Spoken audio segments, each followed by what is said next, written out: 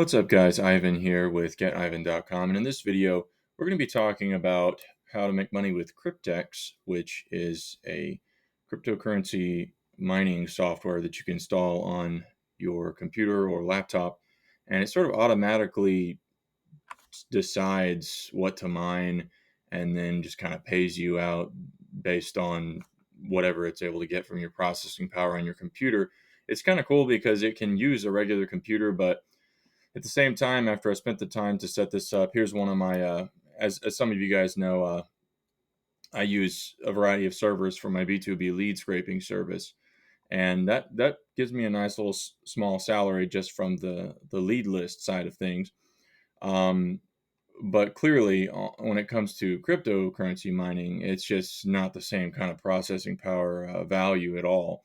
So when we blow this server up here, this is just one of my blue servers. Now, disclaimer, obviously, for those of you who've seen some of my other videos, you know that these servers are designed to emphasize CPU processing power for scraping purposes, since using programs like Scrapebox predominantly rely on your CPU power instead of RAM or obviously GPU. Now, most cryptocurrency miners, are focused on GPU, but recently I saw some things that suggested there were solutions for CPU process leverage.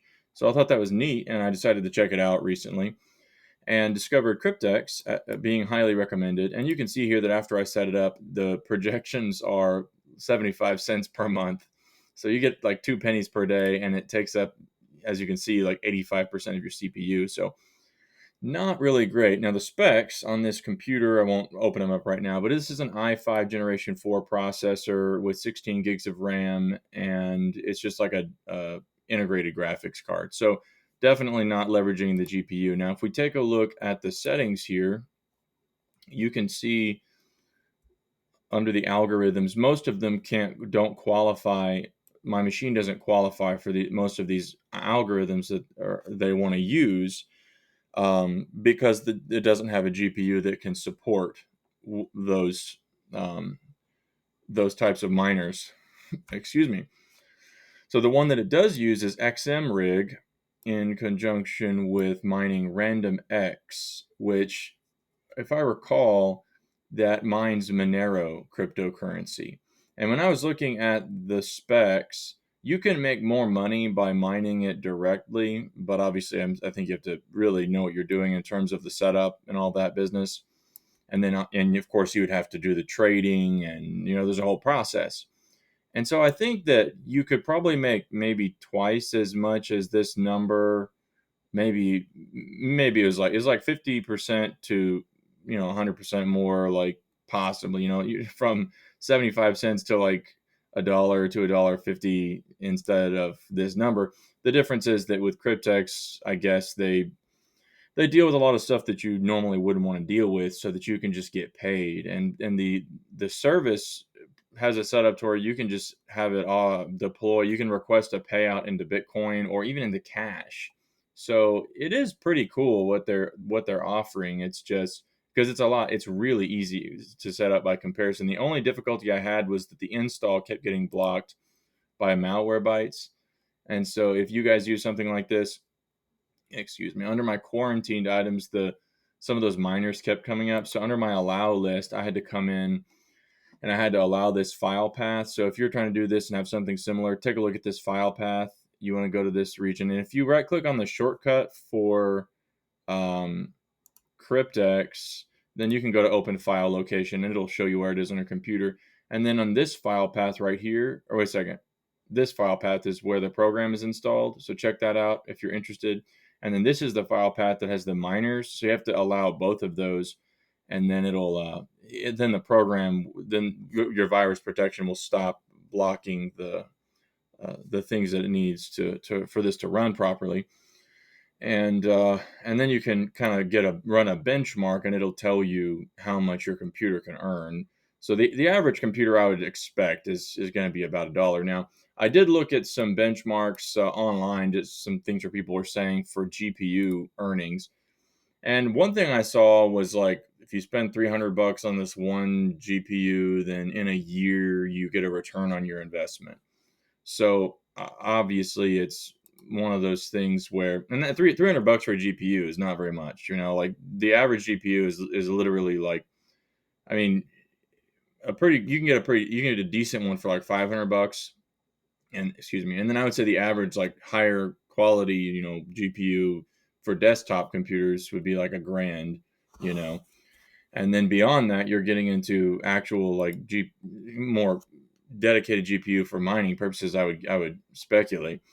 So, but so it's hard for me to tell, like, does it really scale a great deal more? Like the more you spend per dollar on GPU, are you really getting a whole lot more power, or is it just like a bigger chunk of processing for an equal dollar amount? You know what I'm saying? Like, I would guess that if you spend a grand on your graphics card, it's probably going to be doing more for you. But I don't know that the ROI is going to increase significantly. So it's like, and that was saying, so if it takes 300 bucks a year to get your $300 back, then that's about 30 bucks a month. So at that rate, obviously it's like 30 times more profitable than the CPU.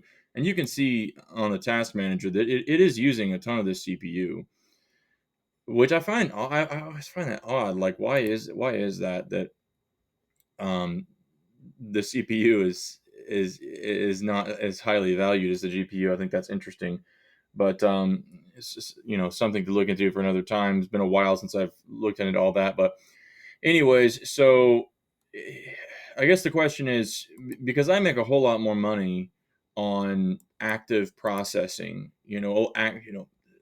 somewhat somewhat managed passive processing, right, with the scraping and things like that. So it would be really cool to figure out a way to get a machine to generate, even $100 a month, because this machine, for example, only costs 300 bucks, a little less than 300 bucks. So this is obviously not profitable, but there might be something in the spectrum, that could make it more profitable. Like, and it kind of makes me wonder. It's like you'd almost want to get something with as weak a CPU as possible, and then and then really lean into the GPU, but you're still looking at like having to invest into a bunch of machines to to become profitable, like, a year later or something like that. But if it's recurring income, then, and this thing manages like cycling between different kinds of algorithms and miners, then that could be highly beneficial. To just, like, if you could prove it with one machine, then obviously you can just slowly build your stack instead of having to, because the problem with dedicated miners is that if you want to get a solid one, it costs like 3 grand. So that's a pretty steep investment. But if you can do something where you're just getting smaller class machines and you're still generating passive income, then that could be seriously viable. So something to look into, maybe to circle back around on. Obviously, through mining random X here, Monero, using this utility is not going to bring any kind of ROI in the next 30 years on a machine like this in terms of CPU.